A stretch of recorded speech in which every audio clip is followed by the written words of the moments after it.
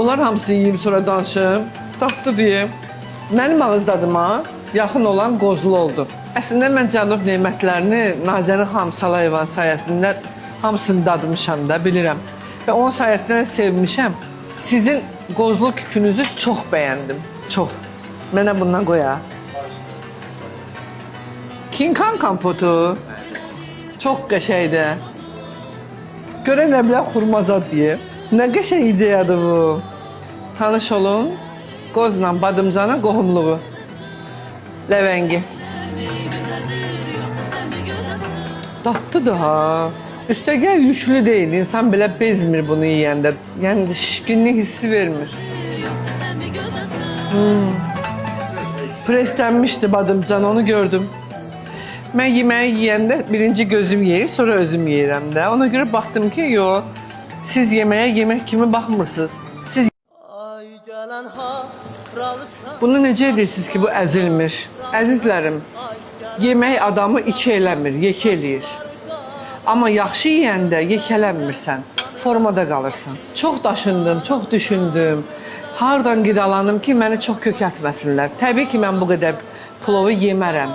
Yəni, xahiş diləsələr yemərəm. Çünki mən özümə əmək vermişəm, xeyli arıqlamışam və mən buradan 3-4 qaşıq dadına baxacam.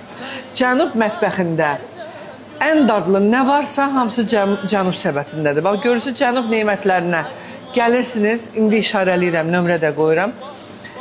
Ən dadlı yeməklər nədirsə, o sizindir. Mənim mədəm o qədər həssasdır ki, əgər bu yeməyin içərisində keyfiyyətsiz yağ olsa, mən mədəm bütün günü qıcqıracaq. Onun dərdindən mən nə edirəm? Məcburam ən keyfiyyətlisini özüm eləyim evdə. İndi mən 2 saatdır buradayam, dada baxıram.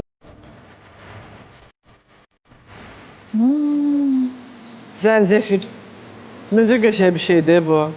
Demək, cənub səbətində nələr var? Say bitməz. Elə bil bu səbəti açıb bir toy eləmək olar. Diri bir toy, gözəl.